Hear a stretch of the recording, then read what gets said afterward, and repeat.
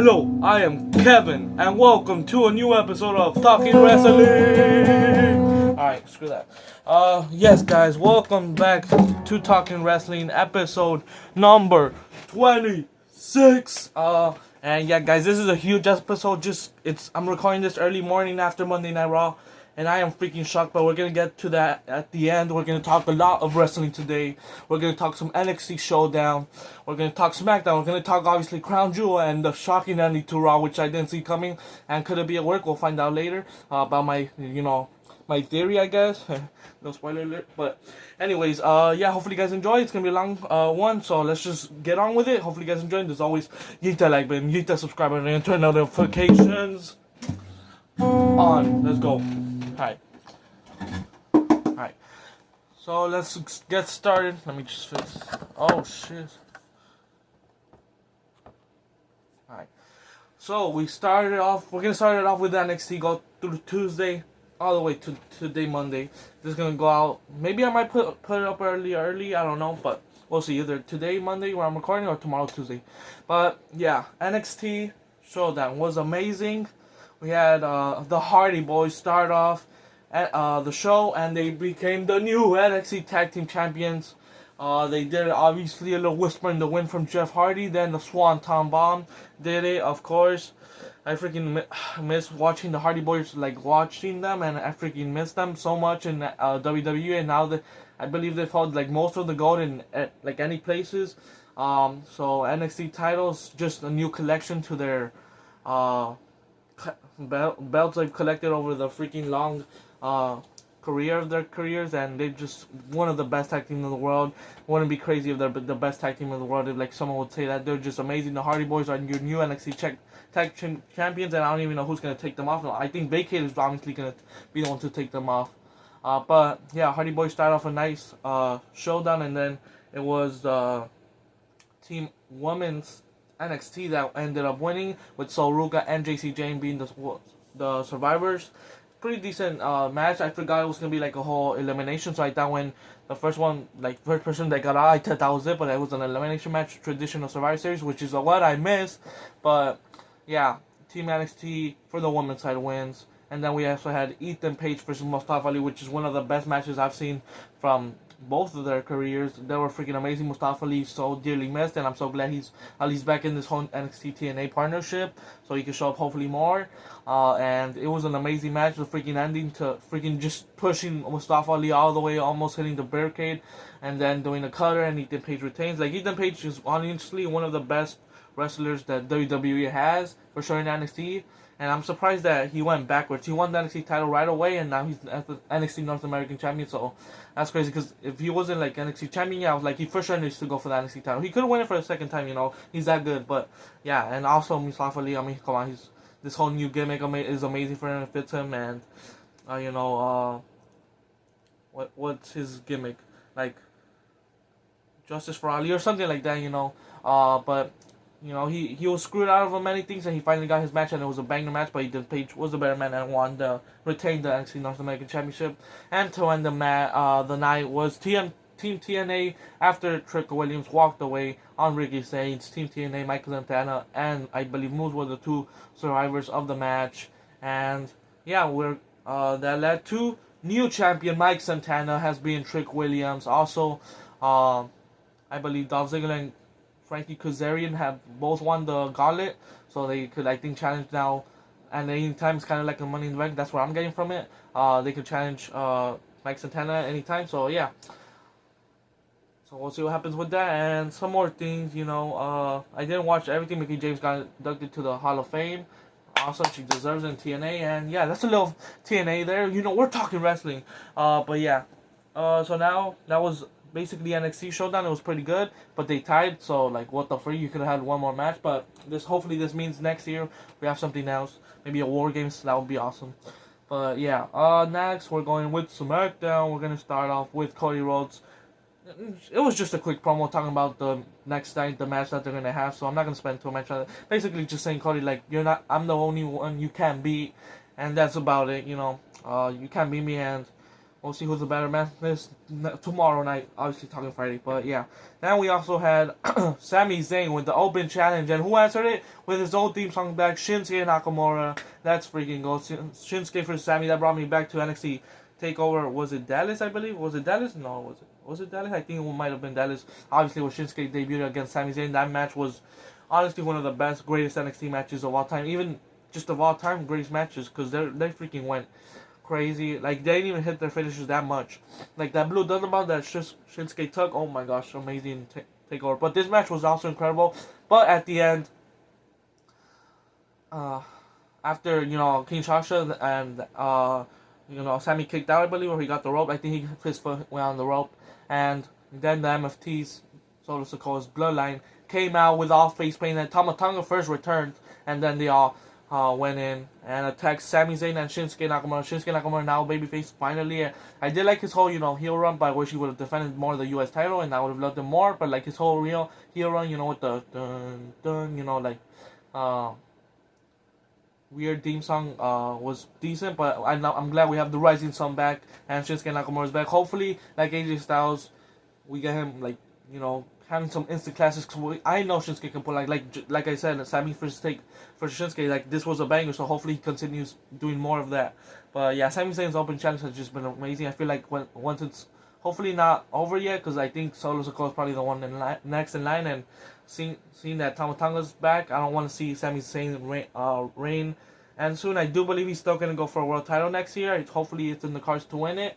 But yeah, also a late night I think will be. That's one of my last videos. I'm gonna be like, who's gonna become world champion in 2026? They'll for sure. That's a little spoiler. They'll for sure be two of them. That'll be in that video later on in the year in December, this year. But yeah, it was the MFT showed up. Tama Tonga returned, all with the face man, and they looked freaking more amazing than they ever have. Even JC Mattel, they all freaking looked amazing, and they attacked Sami and Shinsuke, and then we had the Wyatt Six vs Street Profits with the Wyatt Six retaining with assisted powerbomb to Joe Gacy, I think, and 1, 2, 3 the Street Profits once again lose, but they got their own theme song back, so that's a win. Let's freaking go. And also there's been rumors that Sheamus and Broken Dreams Drew McIntyre is gonna come back. Hopefully Sheamus right in my face.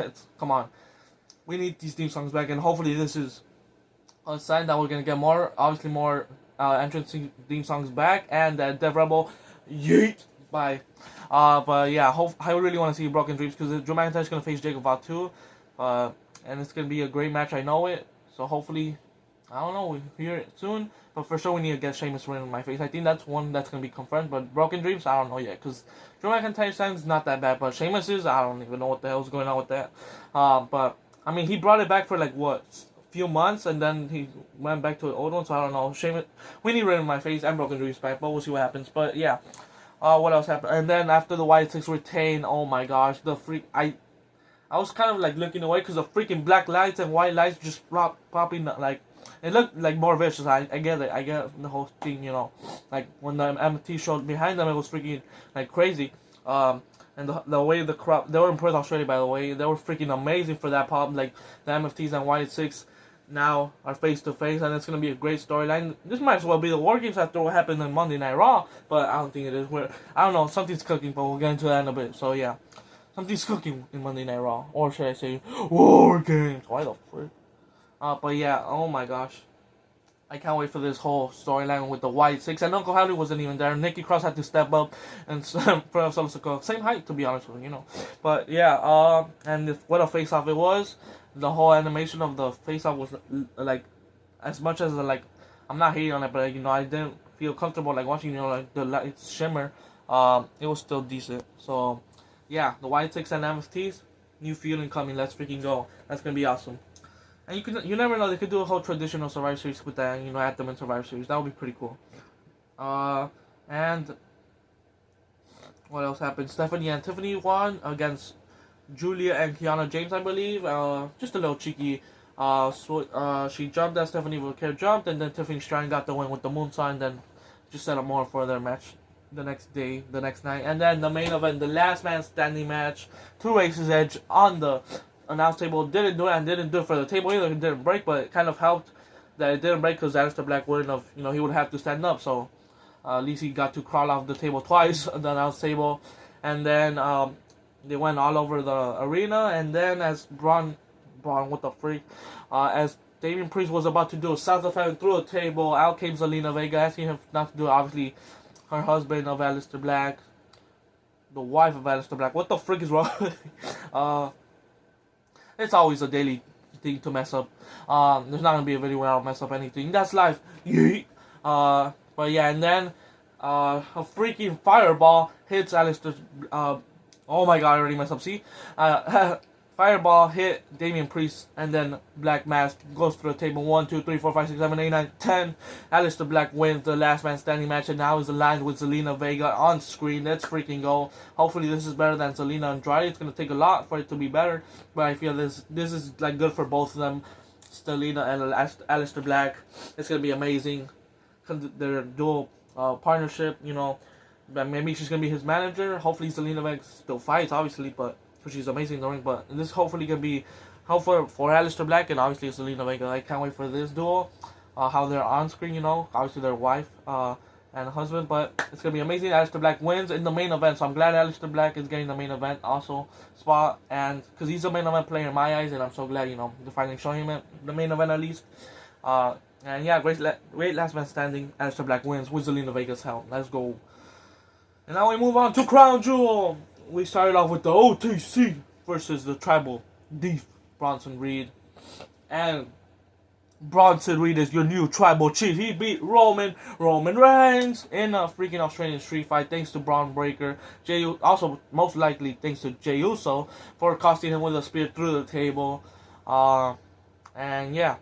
A lot of things happened in the match. Footballs were thrown to Paul Heyman, all missed. But you know, it was action that freaking Roman wanted to throw Paul Heyman a football. He couldn't do anything else. But you know, yeah, just those chairs. You know, no tables until the last part. But you know, Roman's got a table, and then Bronson Reed just did the most heel thing. He put the table back under the ring, so that's messed up. But yeah.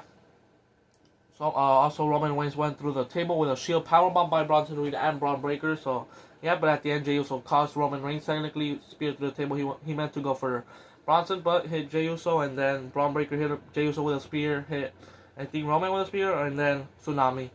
1, 2, 3. Bronson Reed has gotten the biggest win of his life. I thought Seth was a huge win for Bronson. I thought getting to pin Randy Orton, one of the best in the world, one of the greatest of all time. Mount Rushmore for a lot of people, for me.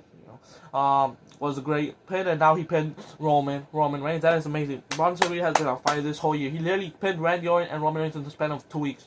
Like, that's crazy. So yeah, huge win for Bronson Reed to start off, and then you know Roman Reigns and Jey Uso also got taken out by barricade spear by Braun Breaker before the Jey Uso thing, which led to Bronson Tsunami. Roman Reigns had winning. So yeah, then Roman says, I don't want to see y'all till Christmas. The people think I can do this shit by my own, and you know, just basically saying some truth, like I didn't need your help.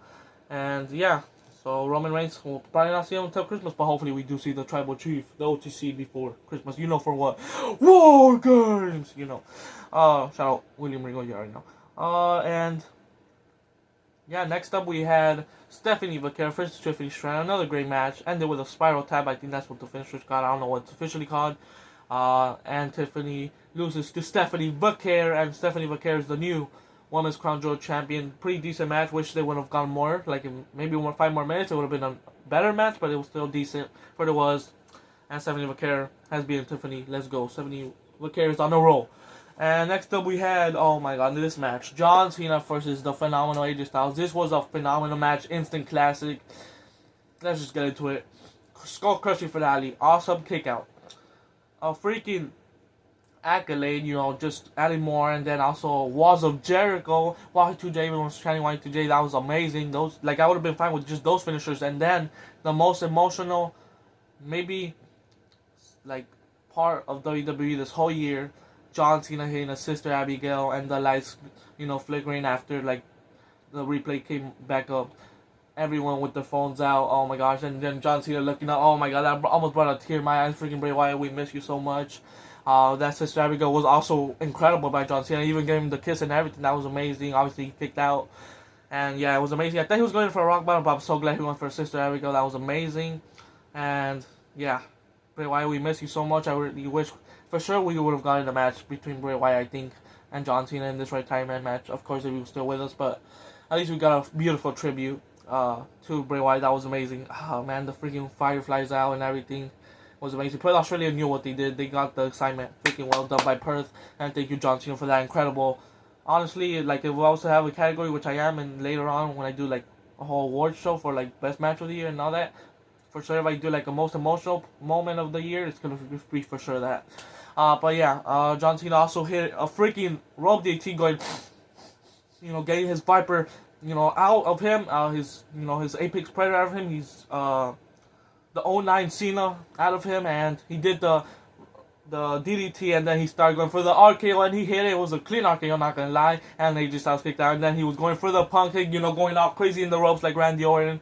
That was amazing seeing John Cena do that. And then he missed the punch. He freaking went for it, actually, like freaking that leg went freaking all the way, past his head. He did miss, but yeah, he went for the punk kick still. That's all. And he also went for a 619. I really wish we get to see that against Dirty Dom, because I do think that's going to happen. I really do want to see John Cena as the Grand Slam champion. I do think that's in our cards, hopefully in Survivor Series. I do want to see, obviously, John Cena War Games just to get feuds done with, I was going to say you could have Seth in it, but we'll see what happens. You might still have him. I don't know. We'll talk about it later. I can't wait to get for that. That was crazy. Yeah. John Cena also did, he did more moves. Oh, as AJ Styles just did an AA. He was going for the 5-knuckle shuffle. Boom, choke slam. Whether it was a tribute to Undertaker, Big Show, or even Kane. Boom, choke slam. Didn't do it. It was a great choke slam. All these moves that John Cena did were freaking incredible. And then also, some AAs, he obviously hit his own move, obviously, like twice, and AJ Styles still kicked out. Also, Styles Clash did it. Didn't do it. I think he hit 2 Styles Clash maybe, and then a Final 4, and then didn't do it for John Cena.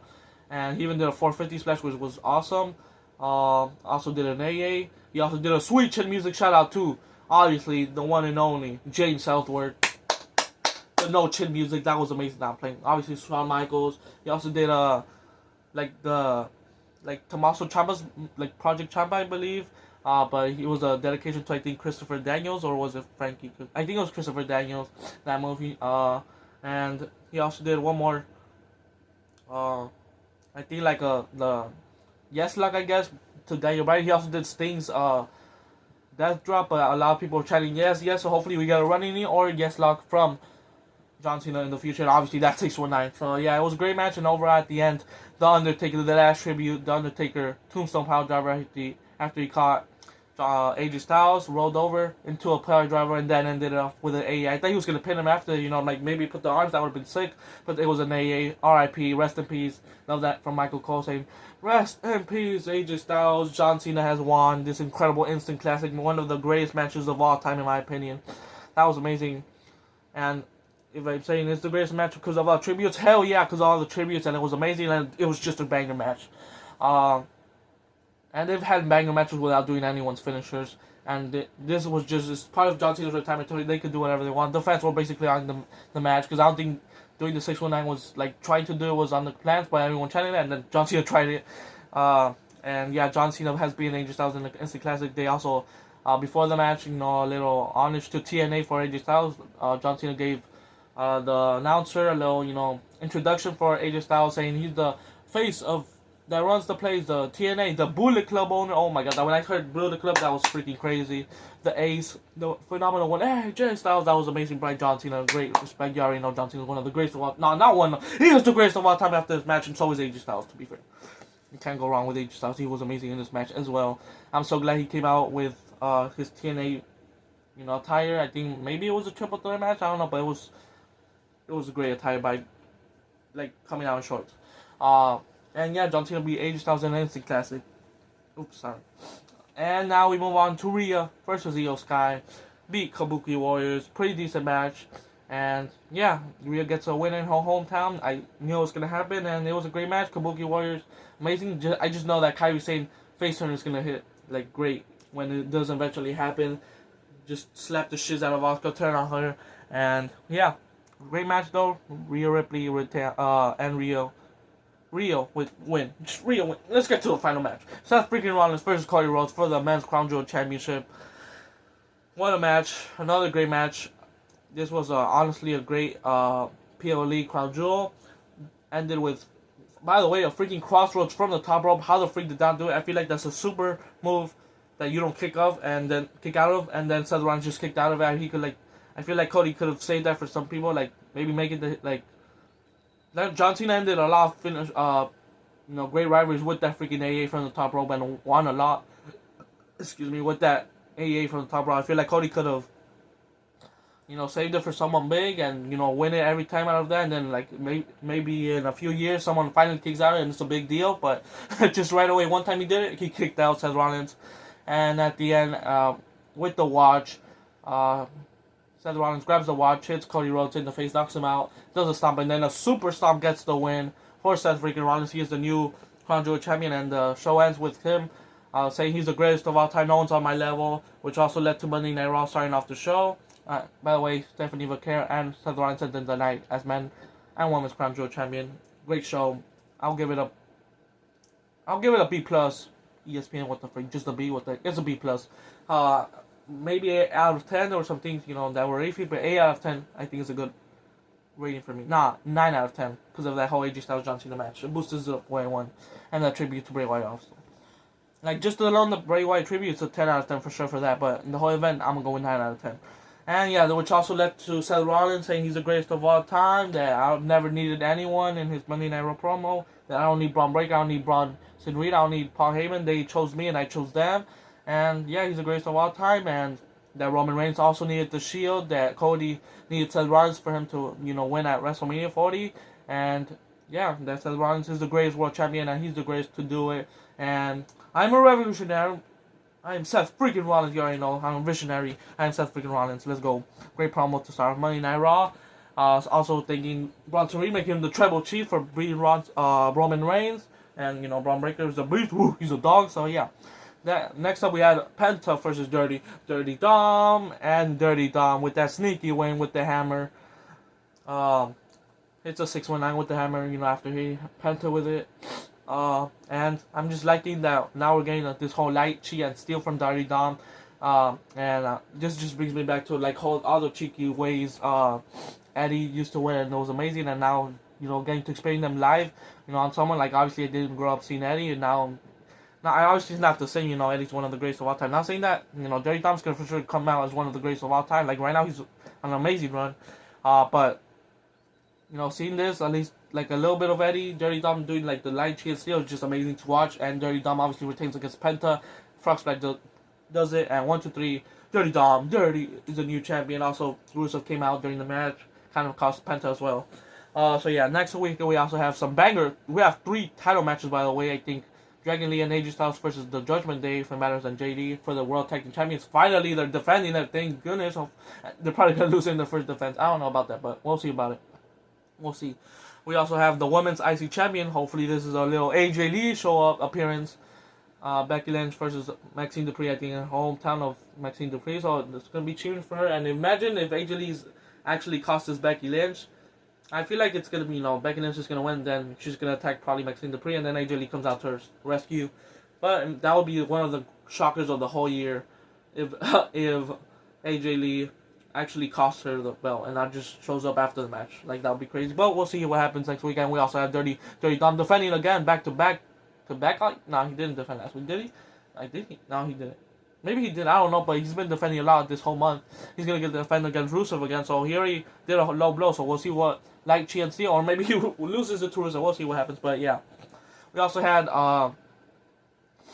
Rhea versus Kairi Sane. Rhea Ripley hits the Riptide, and then after the match, Asuka and Kairi Sane, Kairi Sane attacked Rhea with the kendo stick, and yeah, DDT, devastating DDT. Great sell by Rhea on the announce table. And yeah, Asuka and Kairi on top. And yeah, Mommy's not on top this time. She was on the floor. So yeah, so I guess we're going to probably get a tornado tag match or an Extreme Rules match. I don't know, some kind of stipulation because, Kairi saying hit Rhea with the kendo stick. I don't know if that's, teasing something. But we'll probably, I don't think it's the last of this whole rivalry. And if this ends with Io Sky turning down Rhea Ripley, that's gonna be a shocker. And I thought the main event was a shocker, but we'll get into that in just a little bit. Let's speed through the rest.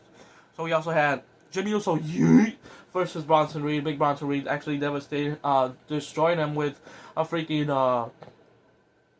what you call it, like a just jumping on his back and then jumping on him again, and then a tsunami hit. Yeah, doing like a senton on his back and then a senton on his ribs, and then a tsunami does it for Bronson Reed to take out Jimmy Uso, and then Braun Breaker came out. I get so confused with the freaking Brawns. Braun Breaker comes out, spears Jimmy Uso, and then he's gonna try to spear him again. And during the breaker, Jey Uso comes out, helps him, and they're arguing still. I don't know why, but like he literally just saved you, but they're still arguing. So I don't know where they're gonna go with this, but yeah. We also had Bayley versus Lyra.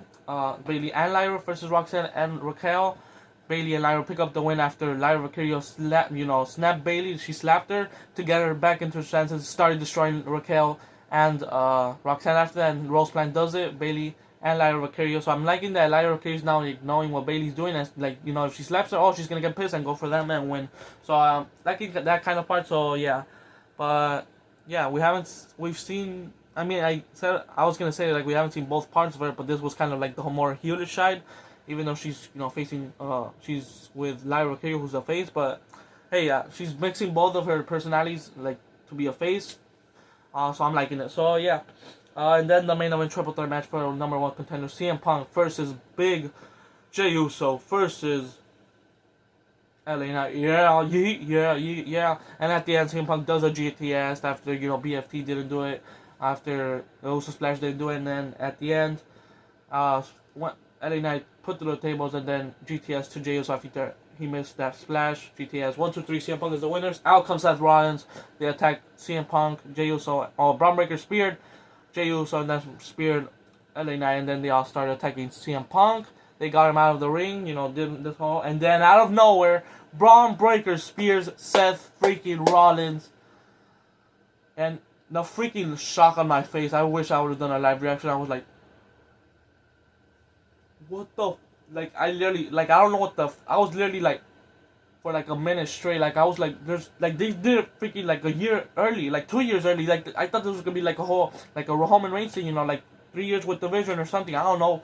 But are we getting played again by Seth Rollins? He's done this again this year in SummerSlam, obviously with the whole fake ankle or fake knee injury.